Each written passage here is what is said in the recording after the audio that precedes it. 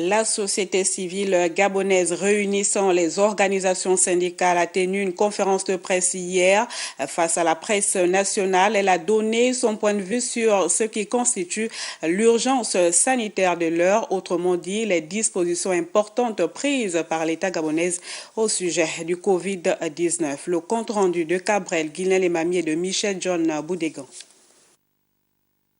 C'est une conférence de presse qui fait suite à la prorogation de l'état d'urgence pour une durée de 15 jours. Une rencontre qui est l'occasion pour la société civile gabonaise de faire un certain nombre de propositions au gouvernement au sujet du Covid-19.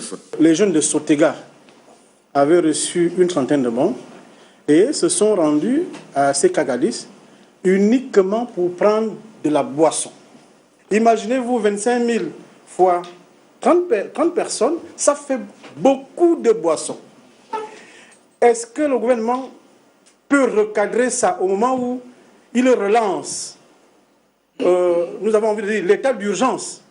Tout en reconnaissant les efforts du gouvernement en matière de banque alimentaire et de sensibilisation sur les mesures barrières, les membres de la société civile ont appelé à plus d'efficacité dans la gestion des transports publics mis à la disposition des habitants du Grand Libreville dans le cadre de la lutte contre le coronavirus. Il se pose deux grandes difficultés avec ces compagnies de transport. C'est le nombre insuffisant de véhicules qui circulent, parce qu'il s'agit du Grand Libreville. Et la deuxième difficulté, c'est que ces véhicules ne vont pas partout. Moi, par exemple, j'habite Essassa, donc au-delà du 12, mais après le 12, vous ne voyez pas souvent Transurb.